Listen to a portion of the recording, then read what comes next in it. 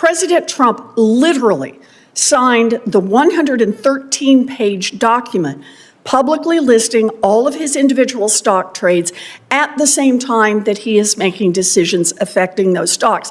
So you're going to sit here with straight face and say it's not a conflict of interest for the President of the United States to do that? Senator Elizabeth Warren came into this hearing with a file, not a slogan. She had Scott Bessent's own words: Trump's financial disclosure, the number of trades, the dollar amount, the dates, and the companies. Bessent was Treasury Secretary, a Wall Street veteran, and a former hedge fund manager who had said suspicious trading should bring the SEC to someone's door. Warren agreed Congress has a problem. Then she moved the same standard to the Oval Office. If the rule applies to Congress, does it also apply to Donald Trump?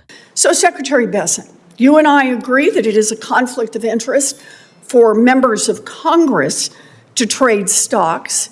Do you also agree that it's a conflict of interest for President Trump to trade stocks? Well, a couple of things, Senator. One, President Trump is not sitting in the Oval Office engaging in a high-frequency trading strategy. Clearly, he had an outside manager who was doing that. And I think it's incumbent upon both houses of Congress to get their house in order before you move to the administrative branch. You think it's okay for the president to do this? Because let's be clear, you are a Wall Street guy, so you know better. The investments that President Trump has made are not blind. President Trump literally signed the 113-page document publicly listing all of his individual stock trades at the same time that he is making decisions affecting those stocks.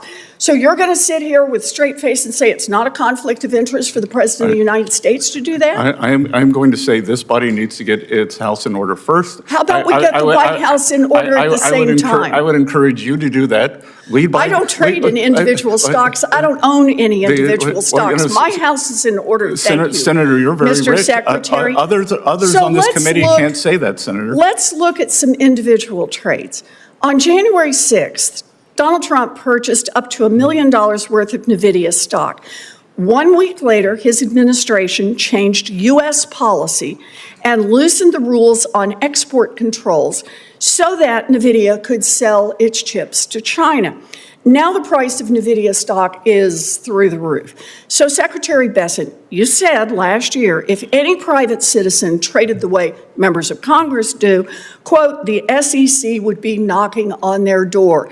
So my question is, should the SEC be knocking on President Trump's door to start an investigation over this trade? Again, if this body wants to ban individual stock trading, which I would advocate for yourselves, start there. And if you want legislative action to continue, that's your prerogative. So it's our prerogative. So you would support our saying that President Trump should be investigated over this? I would support our trade should be investigated and President Trump should be investigated. I would support you getting your house in order, Senator. And how about the White House getting its house in order? Would you support that investigation? Please lead by example. I would like to see the President of the United States lead by example. You say there should be an investigation when that kind of activity takes place. How about we start with the White House? Well, you create statute. The President Trump bought tens of thousands of dollars worth of stock in Robinhood and the Bank of New York Mellon Corporation, known as BNY. On April 6th, your Treasury Department announced it had chosen the financial agent to implement the new Trump accounts program, BNY and its partner, Robinhood. Both stocks, of course, have risen since then. So, Secretary Bessent, let me ask you a different question. If these stock purchases that Trump made were made using inside information, would that be illegal? Again, I'm not a lawyer. I'm not going to speak to that. And I think, would it be worth investigating? You don't have to be a lawyer. You're the one who said what should be investigated. Why don't we investigate many people on this committee, Senator? Many people. And you don't think the White House should have to follow the same set of rules that are already the law? I think you should get your house in order here. My house is in order. Thank you, Mr. Secretary. And you should have your fellow committee members, mostly on your side of the aisle, do the same. We need stronger anti-corruption rules and conflict of interest rules in Washington for everyone. And that includes the president and it includes Congress.